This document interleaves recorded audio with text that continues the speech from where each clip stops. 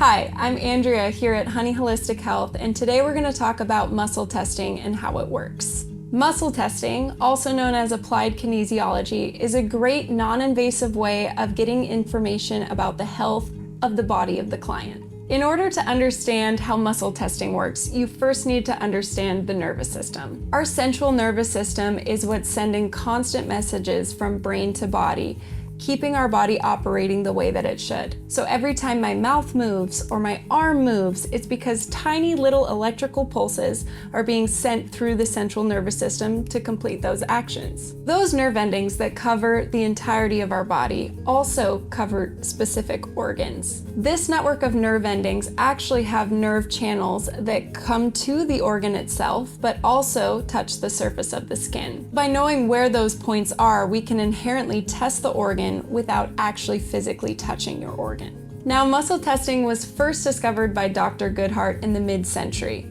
He was a huge part in the team that discovered the heart sound recorder. He then thought if the heart's muscle was a good indicator of how the heart health is, then why can't we do that with other organs in the body? Turns out we can. When isolating a singular muscle, in this case the bicep, we can gather information by the targeted activation of the nervous system. This reflex works much like a priority system. When we come across an organ that isn't quite up to par, the muscle reflex will become weak. This indicates a priority system. This happens because an organ is actually the bigger priority more than the muscle. Priority functions happen all the time in the body. In fact, that's how most of our body's operating to this day. Hypothermia is a really good example of this priority system. When a person enters into hypothermia, the core body temperature drops lower and lower. And as a priority response, the blood from our extremities draw closer to the core organs to keep the core warmer longer. Now, at the end of the day, if we lose a finger, it's not the end of the world, but if our heart stops pumping, we die. Now, on a much smaller scale, this is what happens within our organs during the muscle testing. So muscle testing can tell us so much information about what's going on in the body given its activation of the nervous system. And muscle testing is a great tool to use to analyze something called our methylation. Now, methylation is basically the composition of both our genetics and our epigenetics. And genetics is much like a game of poker. We're dealt a hand of cards and we get what we get and we don't throw a fit.